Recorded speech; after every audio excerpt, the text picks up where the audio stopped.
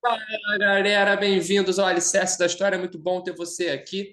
Eu prometi e trouxe uma sequência de vídeos especiais para a prova das PSECs. A gente já vai ter no próximo final de semana essa prova tão especial. Então, nessa reta final, eu estou gravando aqui fora do Rio de Janeiro, então estou com algumas dificuldades técnicas, mas eu não ia deixar vocês aí sem esse conteúdo. Eu já devo estar lançando ele aí, faltando uma semana para a prova, mas já estou gravando desde agora, tá bom?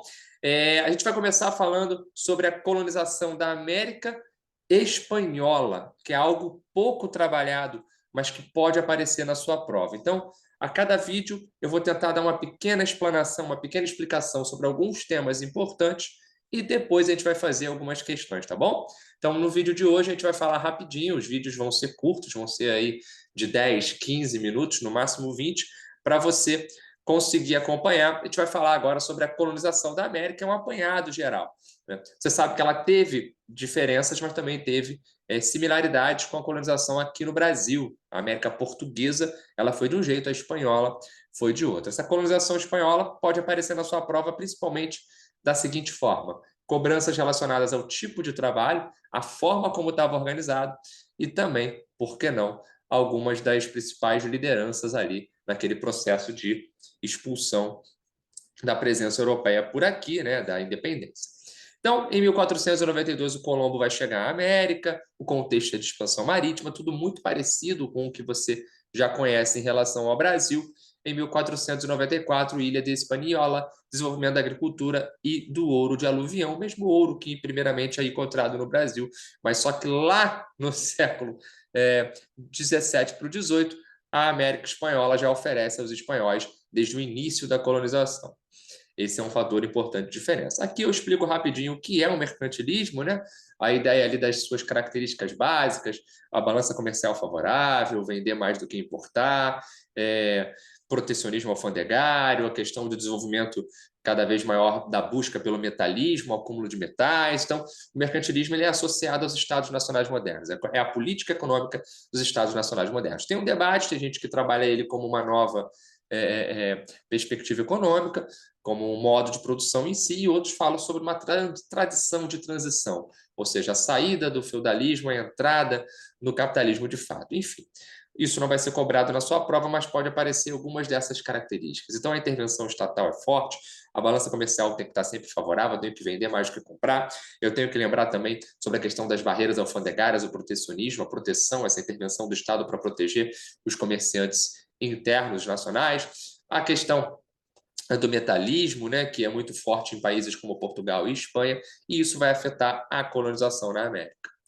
Os povos pré-colombianos, a gente usa essa expressão é eurocêntrica, da ideia de que esses povos têm uma história antes da chegada de Colombo e pós a chegada de Colombo, o que não deixa de ser verdade, mas eles são muito maiores, muito mais importantes do que a chegada dos portugueses ou espanhóis podem definir, né?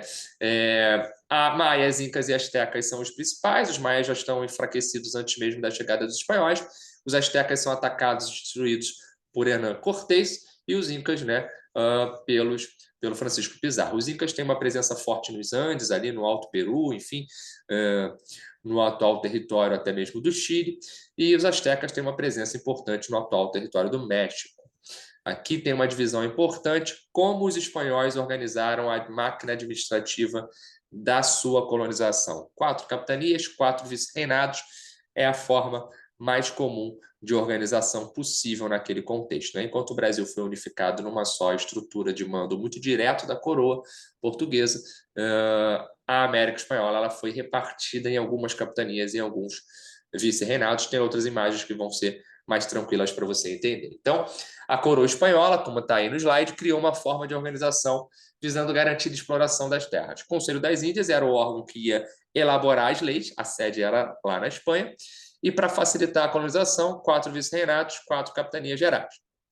Está aqui uma imagem um pouco mais clara para você perceber, né? O vice-reinado de Nova Espanha, a capitania geral da Guatemala, a capitania geral de Cuba, a capitania geral da Venezuela, capitania geral do Chile e o vice-reinado de Nova Granada, o vice-reinado do Peru, o vice-reinado do Rio da Prata, juntando-se ali ao vice-reinado de Nova Espanha formam esses 4 vice-reinados, enquanto a capitania de Guatemala, Cuba, Venezuela, Nova Granada e Chile formam ali as demais capitanias. Importante a gente perceber tudo isso. Beleza? E aqui tem uma outra forma de enxergar, muito mais difícil, né?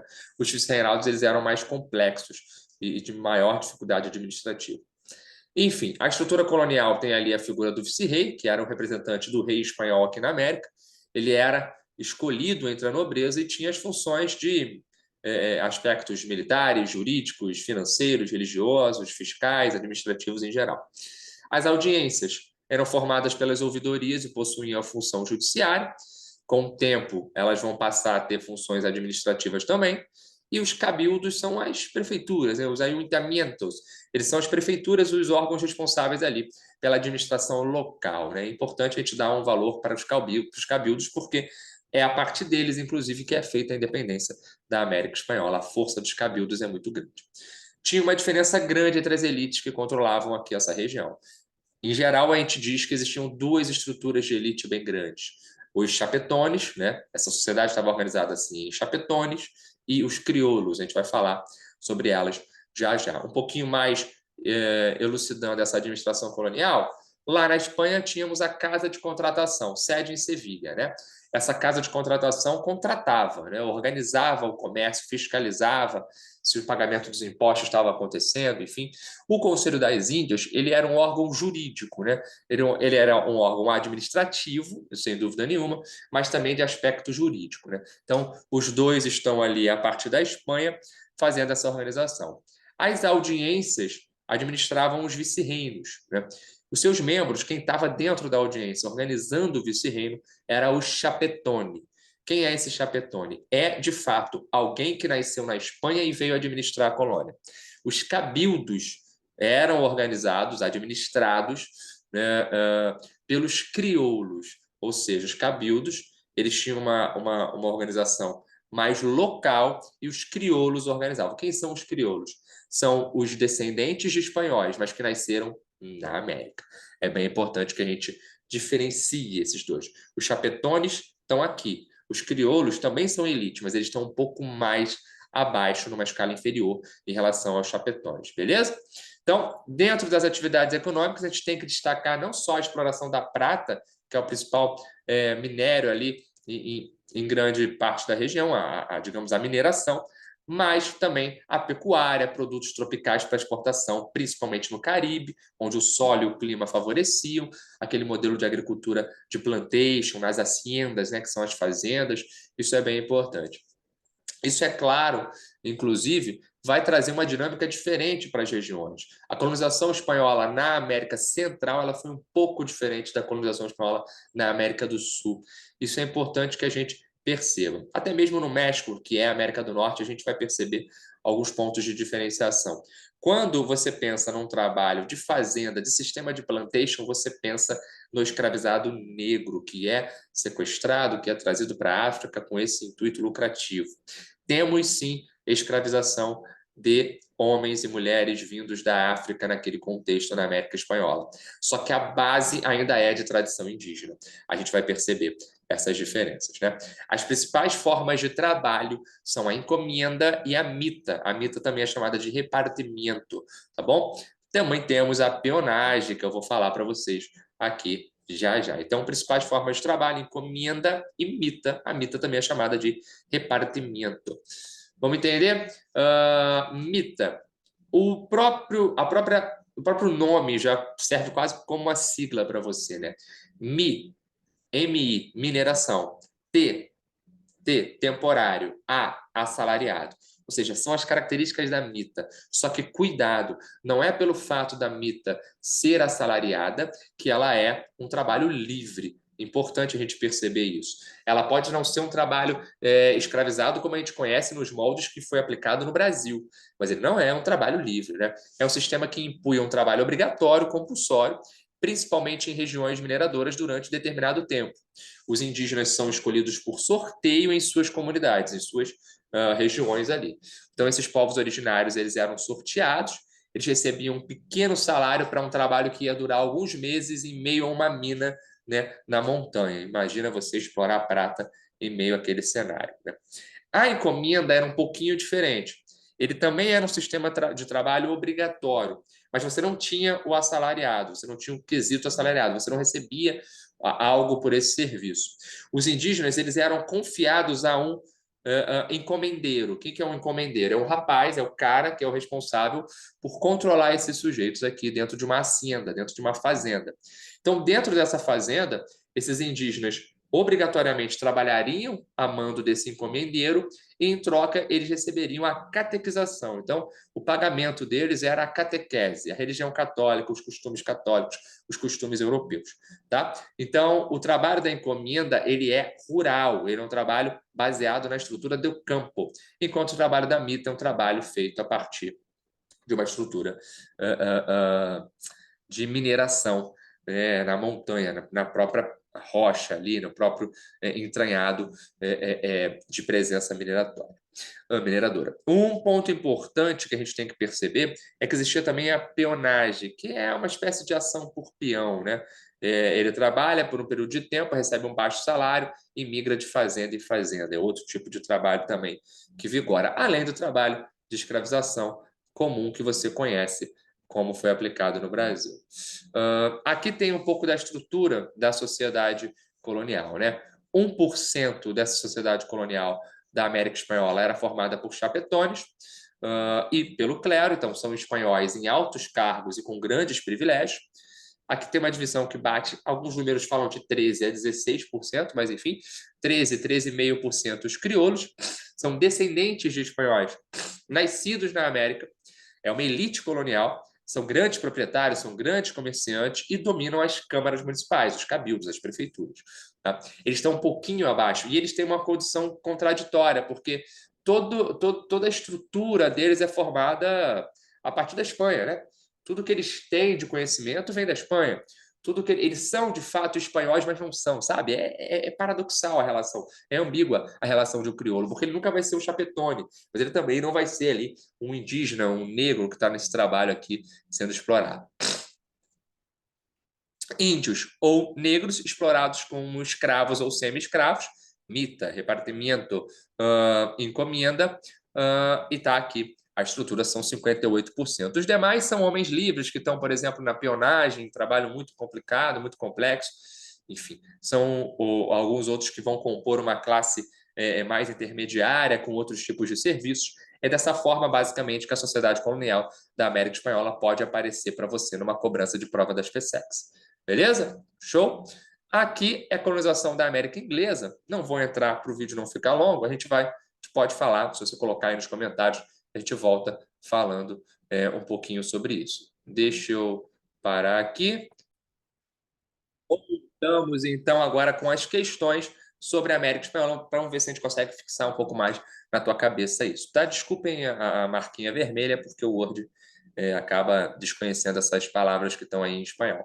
Mas, enfim, o processo de colonização da América Espanhola foi intenso e violento. Os espanhóis utilizaram largamente de agressividade e superioridade técnica militar, assim como de diferentes formas de exploração do trabalho indígena, sendo a encomenda a mais comum. Sobre a encomenda, assinale o correto. Enquanto você vai lendo, eu vou dando um abraço aqui especial no Eric, que está sempre com a gente, entrou em contato no Instagram lá para fazer perguntas sobre as PSECs. Um abraço para a galera lá do 01 de Nova Iguaçu, que também está sempre conosco. Para a galera do 01 de Niterói, que está sempre também assistindo aqui os vídeos focados nas PSECs. Um grande abraço para vocês, dei um aulão lá, gostei demais de toda essa galera. Um abraço para a galera de Madureira, 01 de Madureira, são alguns locais que eu fui, né? Galera do Vilar dos Teles, de Belfort Roxo, enfim, uma galera aí que eu já tive a oportunidade de encontrar, Queimados. E se você ainda não teve aula direta comigo, deixa aqui nos comentários, manda um abraço aí. Quem sabe eu não apareço aí na tua unidade, vai ser um prazer imenso, tá bom? Galera, sobre a encomenda, assinale o correto. Constituir-se uma forma de trabalho remunerada. Aí você já para, porque o remunerado ele está na mita. Tá? B. Era o direito de capturar indígenas dado pelo rei aos encomendeiros, que em troca deveriam proporcionar aos nativos educação cristã. Opa, já gostamos um pouco da letra B, vamos garantir aqui, né? Constituía-se em trabalho compulsório temporário, no qual o indígena trabalhava por um período e depois podia livremente deixar de prestar serviços para a coroa espanhola. Não era temporário, você tinha um processo longo de domínio em relação a ele. Era um acordo firmado entre os espanhóis e líderes indígenas pelo fornecimento de mão de obra, mina de prata, não. Era um trabalho escravizado, realizado nos moldes idênticos ao aplicado no Brasil, também não. A letra B é o que melhor confere ao nosso gabarito. Show? Beleza, é a encomenda. Compra 2. Observe uma observação comparada dos regimes de trabalho adotados na América de colonização ibérica permite afirmar que entre os séculos XVI e XVIII, está comparando o Brasil com a América Espanhola. E aí? A América Portuguesa com a América Espanhola. O que a gente pode perceber nisso aí de comparação, galera? E aí? É bem importante. A servidão foi dominante em todo o mundo português? Servidão, não. Escravidão foi dominante no mundo português. Isso é bem importante que a gente destaque. Né? B. A liberdade foi conseguida plenamente pelas populações indígenas da América Espanhola e da América Portuguesa. A liberdade foi conseguida plenamente pelas as populações indígenas foram massacradas, moçada. Foi algo absurdo. Se a gente tem algum tipo de dívida com algum tipo de grupo, são com esses povos originários. Foi incrível o que foi feito com essa população, infelizmente. C. A escravidão de origem africana, embora presente em várias regiões da América Espanhola, esteve mais generalizada na América Portuguesa. A letra C é bem legal. Porque, olha, a escravidão de origem africana esteve presente em várias regiões da América Espanhola, mas ela teve mais generalizada na América Portuguesa. É isso, perfeito. Show de bola. D. Embora, também a gente não possa esquecer que teve também escravização indígena aqui no Brasil. Teve o uso da mão de obra indígena aqui no Brasil. D. Não houve escravidão africana em territórios espanhóis? Teve. Eco, o Brasil, por exemplo, o Caribe teve muita presença. O Brasil forneceu escravos africanos aos territórios espanhóis, que em contrapartida não teve essa troca da forma. Até aconteceu um pouco da gente fornecer indígenas para a América Espanhola no período da União Ibérica, quando essas coroas estavam unidas num só rei. Mas isso foi muito curto e só de um lado. O Brasil mandou para lá alguns indígenas. Beleza? Vamos para a terceira questão? Opa, pulou aqui. No processo de colonização da América Espanhola, os reis da Espanha concediam aos espanhóis estabelecidos na colônia o direito de explorar o trabalho indígena, sendo que, em troca, os exploradores deveriam oferecer-lhes uma educação cristã. Olha, de novo aparecendo aí uma questão bem ajustada em relação ao trabalho na América. Tal prática ficou conhecida por... Enquanto você marca, já deixa seu like aqui, divulga para os amigos, joga no seu grupo aí de estudos, pede para a galera se inscrever no canal. A gente tem como meta aí, quem sabe até a prova das PSEX a gente chega aos 20 mil inscritos, hein? Vamos lá. Qual é o gabarito? O entamento é o cabildo, né? Aquela prefeitura, Câmara Municipal. Caudilismo é uma prática que é parecida com o que foi o coronelismo no Brasil. São aqueles grupos de grandes posses de bens financeiros, de bens materiais, como terras, como gado, como até minas, né? Esses caudilhos são os coronéis, são os caras com muita força dentro das instâncias locais. Geralmente eles eram descendentes dos crioulos, né? Ao longo do tempo. C. Cabildo. Cabildo é o oitamento, também não é. Governo geral é aqui no Brasil, a gente sabe o que é, né? Esse poder centralizado a partir de 1548. E o gabarito é a letra D, né? A encomenda, que estava na mão do encomendeiro, essa estrutura de mando em relação a esses indígenas que recebiam a educação cristã em troca do trabalho. Beleza? Show de bola. Vamos para a quarta questão. Tem aí crioulo, chapetone. Vamos lá. Não somos índios nem europeus, mas uma espécie intermediária entre os legítimos proprietários do continente e os usurpadores espanhóis. Em suma, sendo americanos por nascimento e nossos direitos os da Europa, temos de disputar estes aos do país e mantermos-nos nele contra a invasão dos invasores. Encontramos-nos, assim, na situação mais extraordinária e complicada. É uma classe dividida.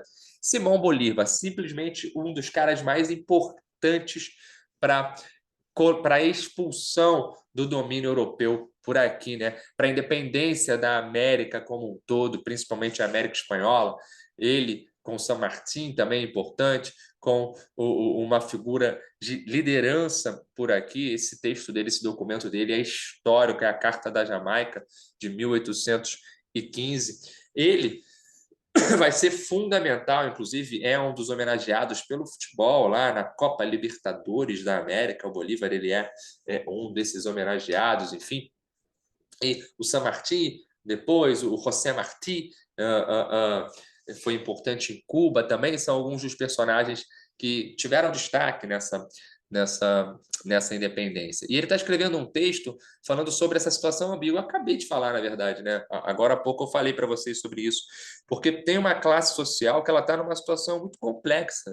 E é ela que lidera, inclusive, a independência da América Espanhola, porque ela não está aqui no topo, mas também não está lá na base, ela está no meio termo, ela é elite, mas é uma elite com menos privilégios, inclusive quer mais privilégios. Vamos lá, há crioulos formados na tradição europeia, mas identificados com o novo continente. Já matou a questão, né? Eles são formados na tradição europeia, eles têm os seus pais europeus, eles têm uma tradição de costumes, de religiosidade, a cultura como um todo, a tradição deles é europeia, mas eles são identificados com o novo continente. Né? Eles nasceram aqui, eles estão aqui de forma bem cravada, enraizada nesse cenário. Aí não tem erro, o gabarito é a letra A. Beleza, moçada? Show? Então, acho que aqui eu consegui explicar para vocês aí nessa parte da América Espanhola. A gente vai fazer vídeos dessa maneira sobre outros temas, tá bom? Compartilha com os amigos. Se você gostou, a gente vai voltar, né? Só se você gostou. Se esse vídeo aqui tiver uma boa repercussão, eu devo lançar esse vídeo no sábado anterior à prova e a gente vai fazer aí essa divulgação, tá bom? Beijo para todo mundo, tchau, tamo junto, valeu!